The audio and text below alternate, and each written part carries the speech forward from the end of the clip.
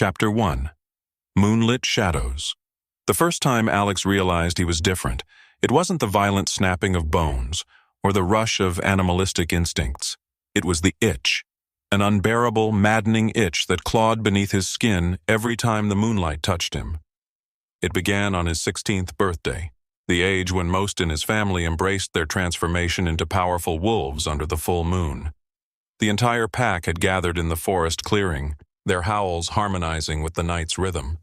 But as the moonlight fell upon Alex, the expected surge of power was replaced by a wave of nausea. His skin broke out in hives, and his thick, glossy fur shed in patches, leaving him gasping and clawing at himself in humiliation and agony. From that night on, Alex became the pack's anomaly, the werewolf allergic to the very essence of his existence. Moonlight didn't empower him, it betrayed him. Every transformation left him hairless, his once proud lineage reduced to whispers and sidelong glances. The pack leader, his father, tried to hide his disappointment, but the cracks in his facade were all too visible.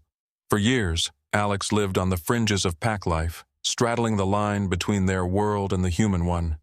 He'd learned to adapt, to keep his transformations hidden, and to avoid the moon whenever possible. But the whispers never stopped, and the isolation grew heavier with every passing year. The small town of Silverpine wasn't much to look at, but for Alex, it was both a refuge and a cage. Nestled at the edge of sprawling woods, it was a place where secrets could thrive, a necessity for someone like him. He'd found work at a rundown repair shop, fixing cars and keeping his head low. The grease-stained overalls and the hum of engines became his armor against the world. One crisp autumn evening, as Alex wiped his hands on a rag and prepared to close up shop, the bell above the door jingled. He looked up to see a figure silhouetted against the dying light. She stepped inside, her movements deliberate yet hesitant, as if testing the ground beneath her feet. "You're still open?" she asked, her voice low and smooth. Alex nodded, his gaze drawn to her pale, almost translucent complexion.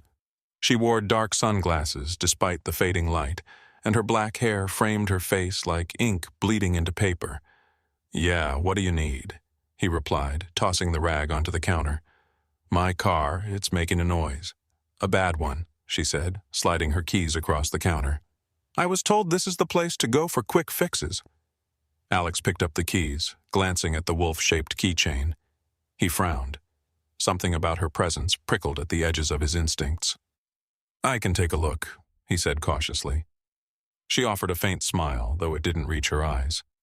"Thanks. I'll wait outside."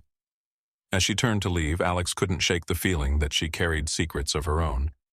He stepped into the lot where a battered sedan sat parked under the fading twilight. Popping the hood, he leaned in, the familiar scent of oil and metal grounding him. But as he worked, a soft sound caught his ear, a sharp intake of breath. He turned to see her standing nearby, her gaze fixed on the horizon. "You okay?" he asked, wiping his hands again. "I'm fine," she replied quickly, but the tightness in her voice betrayed her. She adjusted her sunglasses, the motion almost defensive. Alex let it drop. Everyone had their baggage, himself included. "Your timing belt's worn out. I can replace it, but it'll take a couple of hours." She nodded. "I'll wait." They sat in the small waiting area, the silence stretching between them. Alex busied himself with the repair, but his curiosity itched like an old wound. Finally, he spoke. "So, what brings you to Silverpine?" he asked, keeping his tone casual. "Passing through," she said, her answer clipped. Then, as if realizing the coldness in her tone, she added, "It's quieter than the city, easier to think." Alex nodded. He understood the need for quiet, for a place to disappear. "Yeah, it's got that going for it." "And you?" she asked, surprising him. "Why are you here?" He hesitated. "Family, or what's left of it. This is home, I guess." She tilted her head, studying him. "Doesn't sound like you're convinced."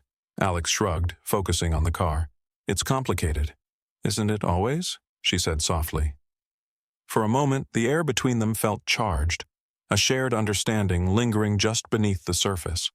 But the moment passed as quickly as it came, and they returned to their silences. When the car was finally ready, Alex handed her the keys. "Should be good to go now," Just keep an eye on that engine light. If it comes back on, bring it in." "Thanks," she said, slipping the keys into her pocket. She paused as if debating something before finally extending her hand. "Victoria." Alex shook it, noting how cold her skin felt. "Alex,